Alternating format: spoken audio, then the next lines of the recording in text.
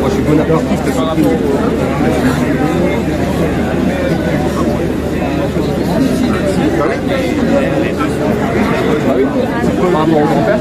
c'est où la scène?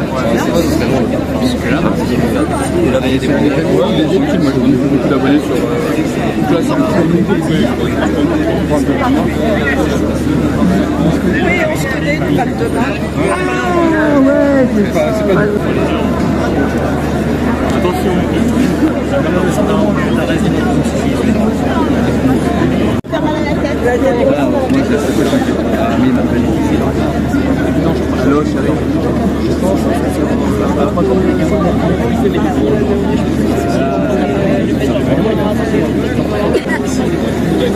Imaginez si c'est comme ça.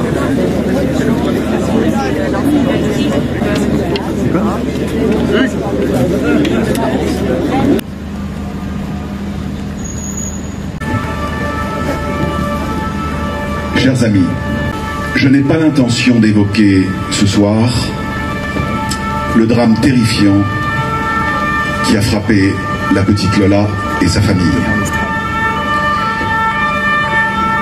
Nous pensons à eux et nous les entourons aussi bien que nous pouvons. Je veux ce soir évoquer d'autres situations dans lesquelles un crime aurait pu être évité. Je pense en particulier à toutes ces affaires qui défraient la chronique et qui chaque année nous apprennent qu'un criminel a pu récidiver parce qu'il est sorti prématurément de prison et qu'il a pu récidiver quelques semaines après sa sortie, à la moitié de sa peine. Oui, ces crimes-là peuvent être évités.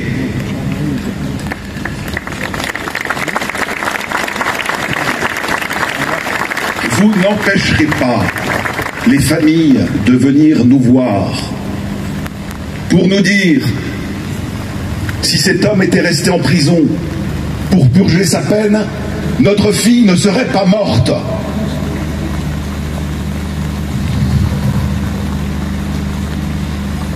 Nos élites trouvent ce raisonnement simpliste? Pas moi. Alors la réponse est toujours la même. Les juges ne font qu'appliquer la loi. Et c'est vrai.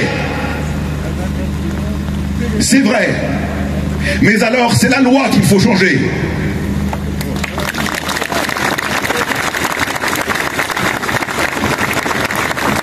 Il y a deux axes prioritaires qui, me semble-t-il, doivent faire l'objet d'évolutions rapides. D'abord le domaine de l'application des peines et ensuite le droit des victimes. S'agissant de l'application des peines, nous avons depuis les années 2000 une succession de législations qui vont toujours dans le même sens, toujours dans le sens de la systématisation des aménagements de peine, de la généralisation, y compris en matière criminelle, de la libération anticipée des personnes condamnées. C'est une logique implacable qui est constatée, tout gouvernement confondu, depuis une vingtaine d'années. Il est temps de revenir à davantage de réalisme, à davantage de rigueur dans l'appréciation de la dangerosité. Il est temps de faire évoluer la législation, à tout le moins en matière criminelle, pour avoir une approche plus restrictive et plus prudente, car on ne joue pas avec la vie des gens.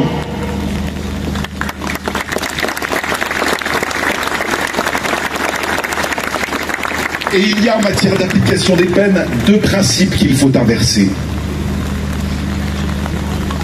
D'abord, l'aménagement de peine, la sortie anticipée, la libération anticipée doit redevenir l'exception et non plus le principe systématique.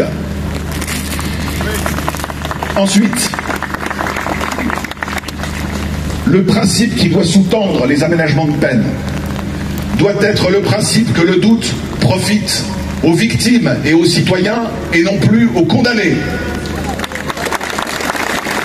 Il y a un principe cardinal dans notre droit, qui est le principe de la présomption d'innocence et le principe selon lequel le doute profite à l'accusé. Il n'est pas question de remettre en cause ce principe. Mais là, nous sommes en présence d'une situation différente. Il s'agit de personnes condamnées, reconnues coupables par la justice. Eh bien, dans ce cas de figure-là, il y a matière à faire appliquer le doute, le principe que le doute doit profiter aux victimes et aux citoyens et non plus aux condamnés.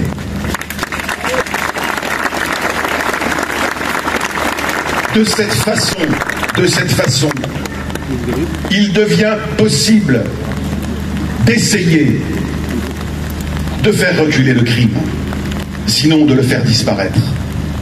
Le deuxième point, le deuxième axe est tout aussi important.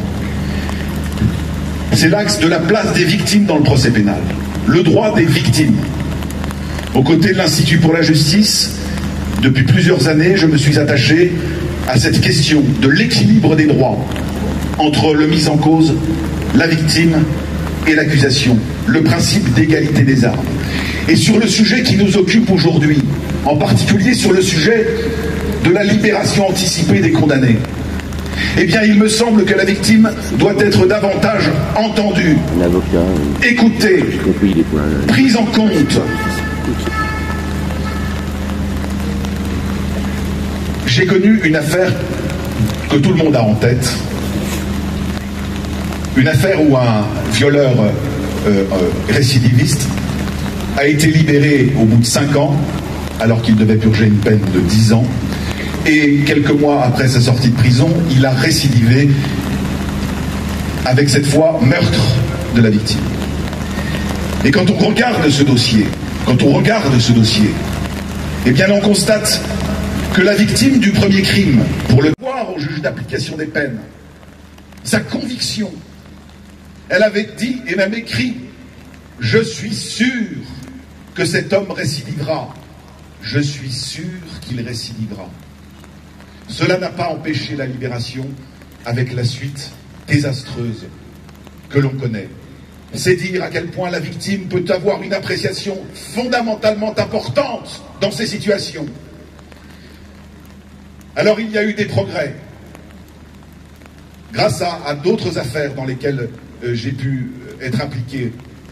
Nous avons pu obtenir des évolutions de la loi, avec la possibilité pour la victime d'intervenir devant les juridictions d'application des peines. C'est un progrès, mais ce n'est pas suffisant. Sur le problème qui nous occupe, il faut absolument que la victime ait la possibilité de faire appel d'une décision de libération anticipée.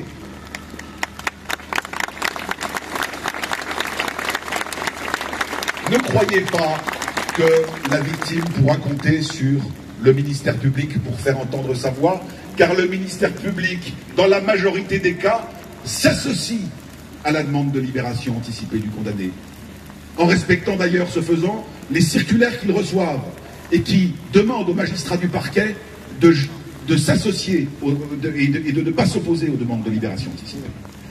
Voilà, mes chers amis, les deux axes qui me semblent prioritaires.